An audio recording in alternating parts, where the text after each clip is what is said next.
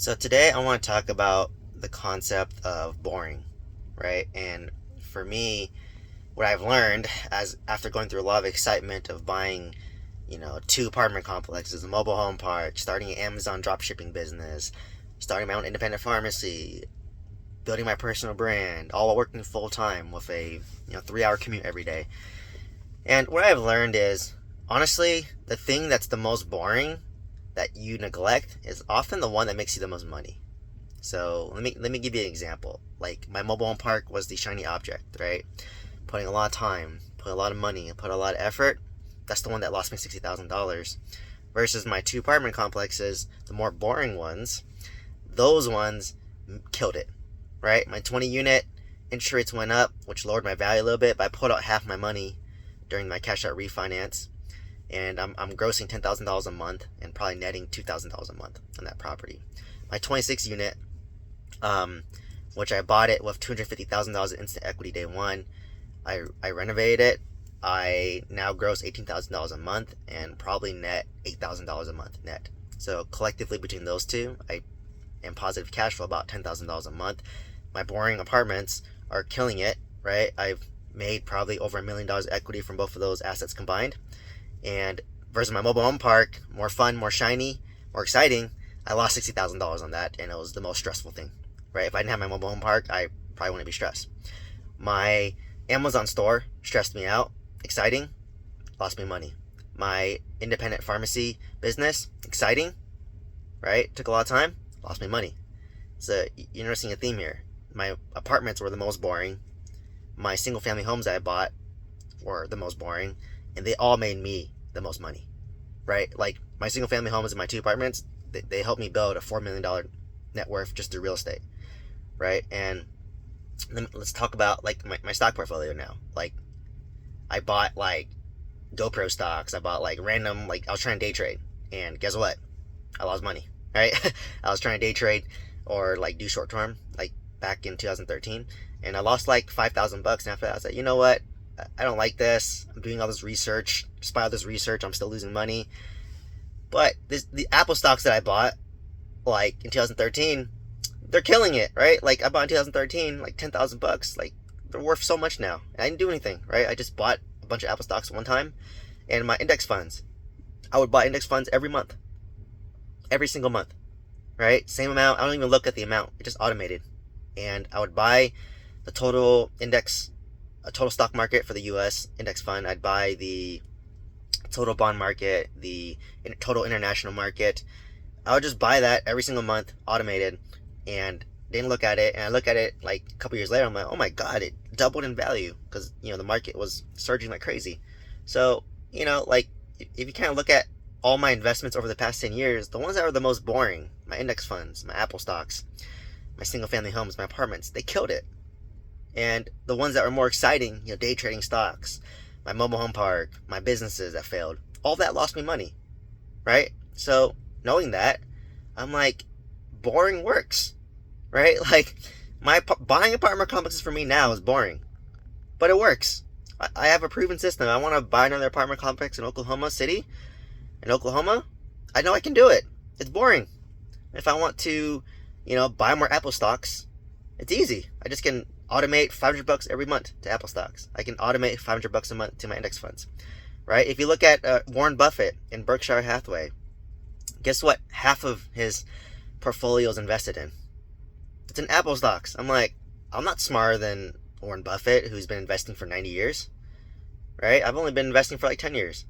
So maybe he knows something that I don't know, right? So if Warren Buffett's going to invest in Apple stocks, then maybe I should buy Apple stocks every single month.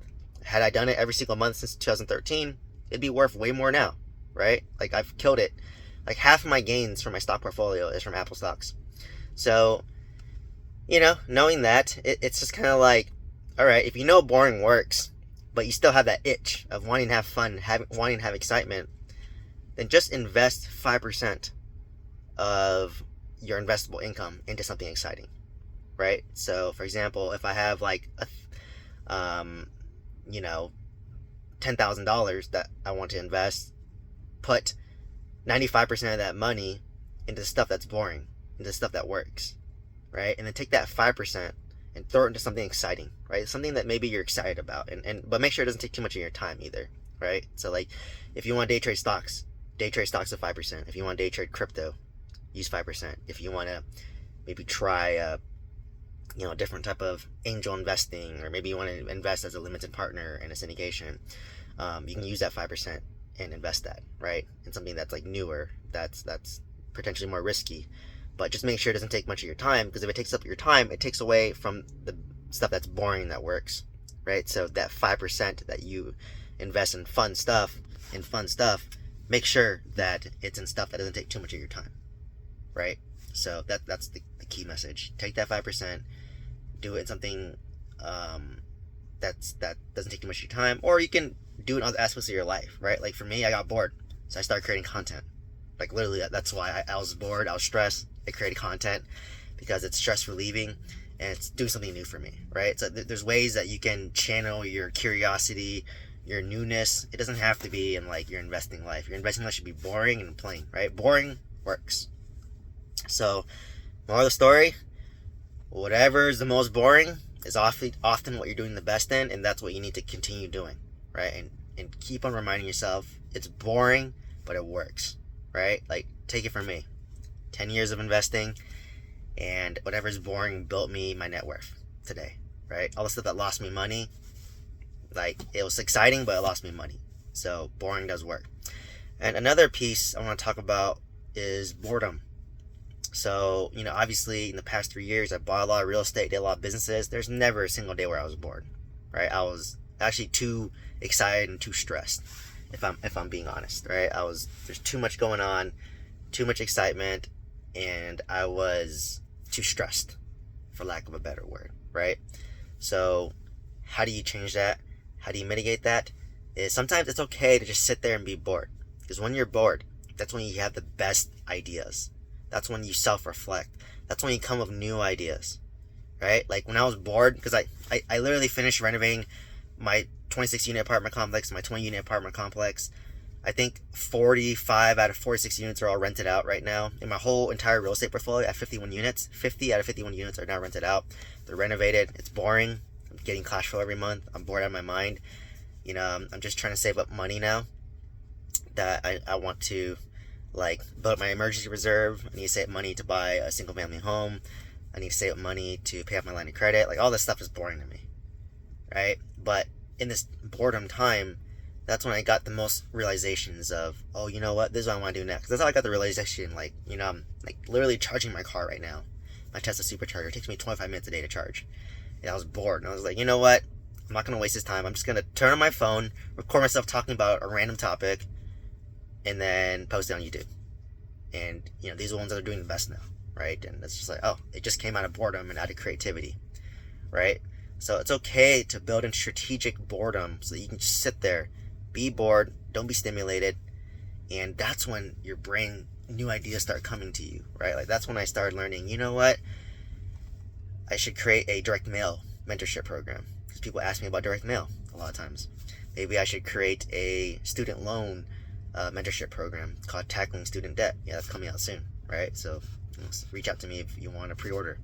But I didn't realize that, like, before I scaled my real estate portfolio, before I did all that, I paid off $250,000 student debt because I was crippled by it. But the moment I paid it off, it freed me mentally, emotionally, physically, spiritually, to then think about other things.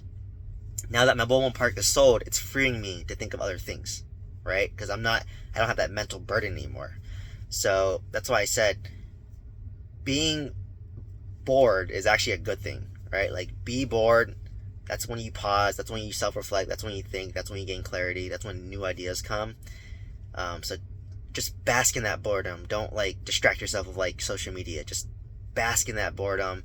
And if something's boring in terms of investments, probably it's making you the most money, right? And I know it's not sexy to say, hey, just buy index funds every month for the rest of your life. But if you do that, you'll be so wealthy. Buy Apple stocks for the rest of your life. You do that, you'll be wealthy. So hopefully this helps you sit with boredom a little better and helps you appreciate being bored. Hope to see you in the next video. Thank you so much.